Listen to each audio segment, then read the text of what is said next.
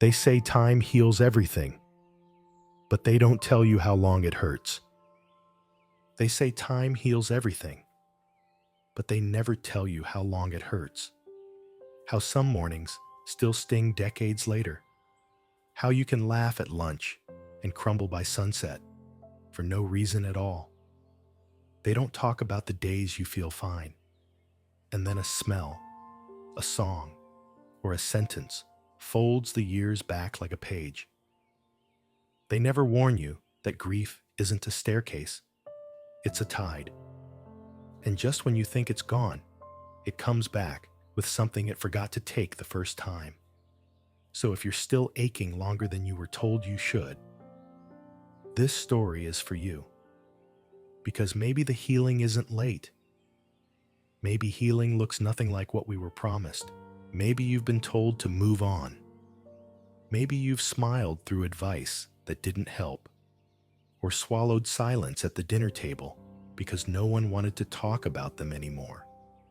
You tried the books, the support groups, the morning walks, but the ache didn't vanish.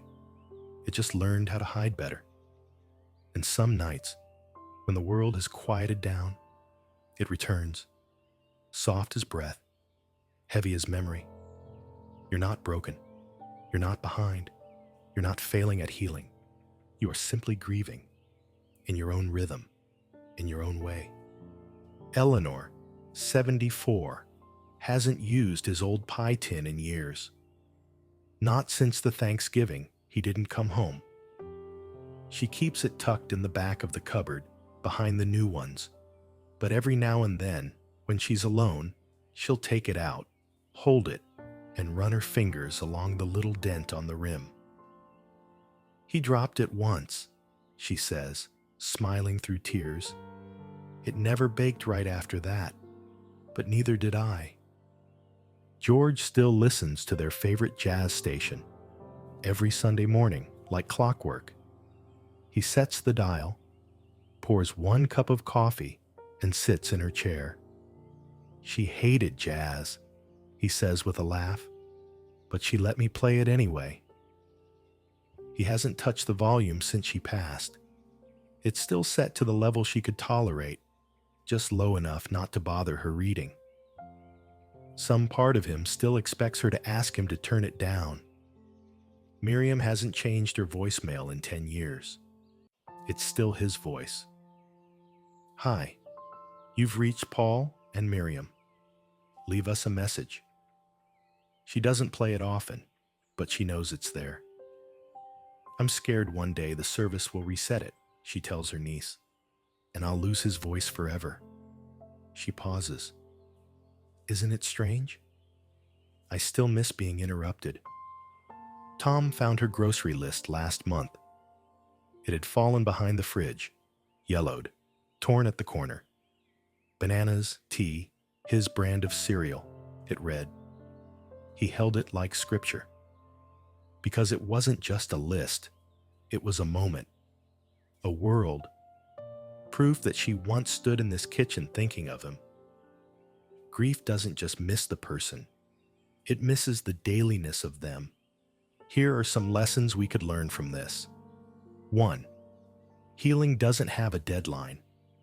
There's no medal for getting over it quickly, and no shame in still hurting after all this time. Grief is not an illness. It's a testament, a sign that you love deeply, and still do. 2. Memory is not the enemy. You're not stuck because you remember. You're still loving. That pie tin, that voicemail, that station on the radio, they are not traps. They are threads, and you are allowed to hold them. 3. Some wounds change us permanently. Not every wound closes clean. Some become part of who we are. We don't return to the person we were before loss, but we do grow around it. Like a tree wrapping itself around an old fence post, still standing, still reaching for the sun. One widow, 81, said something we'll never forget. I stopped waiting for it to stop hurting and started asking what the hurt was trying to teach me. That changed everything.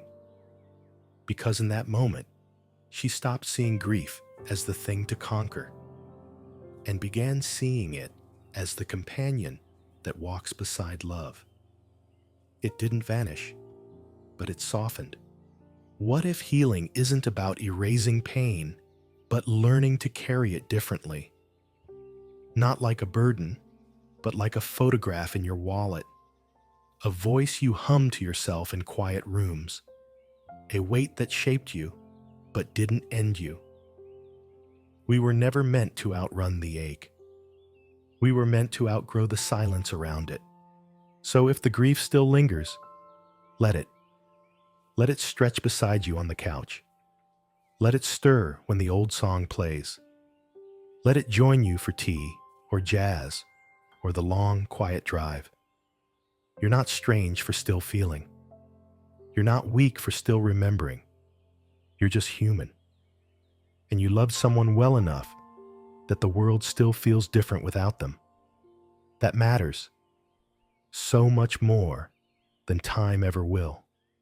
And if this touched something in you, you may want to hear what happened when we asked 82 widows what they missed most. None of them said what we expected. The answers? Quiet, ordinary, devastating, but they'll stay with you, just like grief does. This has been The Golden Compass.